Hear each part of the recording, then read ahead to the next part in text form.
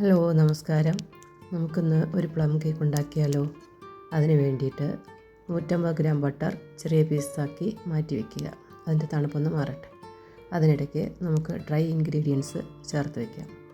1.5 cup മൈദ, 1.5 teaspoon baking powder, 1 teaspoon baking soda, 1 teaspoon garam masala, 1 നുള്ളുപ്പ്. ഇതെല്ലാം കൂടെ mix ചെയ്ത് അരിച്ച് മാറ്റി വയ്ക്കുക. 1/2 കപ്പ് ബ്രൗൺ ഷുഗർ, 4 മുട്ട എന്നിവയും മാറ്റി വയ്ക്കുക.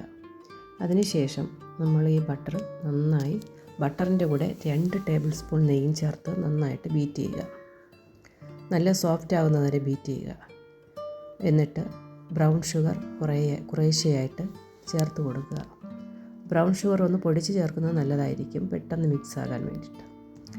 നല്ലതുപോലെ മിക്സായതിന് ശേഷം 4 മുട്ടയും ഓരോന്നായിട്ട് പൊട്ടിച്ചൊഴിച്ച് മിക്സ് ചെയ്ത് ചേർക്കുക. മുട്ടയും ചേർത്ത് നന്നായി ബീറ്റ് ചെയ്ത ശേഷം 1 ടേബിൾ സ്പൂൺ വാനില എസൻസും 1 ടീസ്പൂൺ പൈനാപ്പിൾ എസൻസും 1/2 ടീസ്പൂൺ ഓറഞ്ച് എസൻസും ചേർത്ത് മിക്സ് ചെയ്യുക. അതിനുശേഷം 1/2 കപ്പ് കാരമൽ സിറപ്പ് ഒഴിക്കുക. സിറപ്പ് ചേർത്ത് ഒഴിച്ച് നല്ലതുപോലെ മിക്സ് ചെയ്ത ശേഷം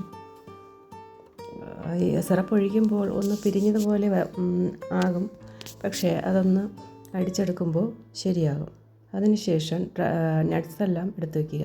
1/4 കപ്പ് ബദാമും 1/4 കപ്പ് നട്ട്സും കൂടെ ക്രഷ് ചെയ്ത് വയ്ക്കുക. ഇതാണ് ഇനി നമ്മൾ ചേർക്കുന്ന മിക്സ് ഫ്രൂട്ട്. ഇന്നലെ നമ്മൾ 2 ദിവസം മുമ്പ് ഇതിൻ്റെ റെസിപ്പി ഇട്ടിട്ടുണ്ടായിരുന്നു.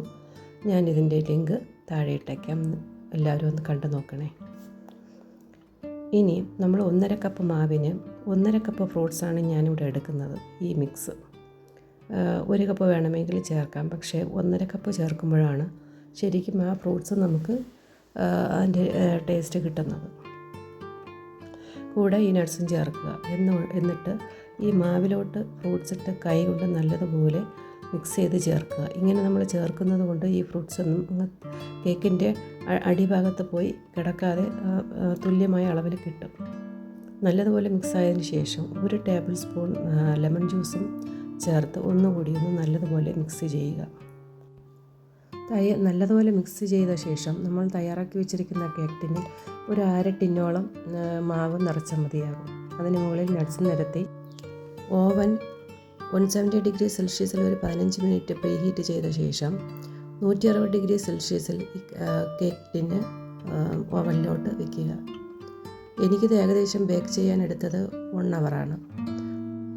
കേക്ക് ബേക്കായി കഴിഞ്ഞാൽ പുറത്തെടുത്ത് ടിന്നിൽ നിന്ന് മാറ്റി ചൂട് മാറാൻ മാറ്റി വയ്ക്കുക.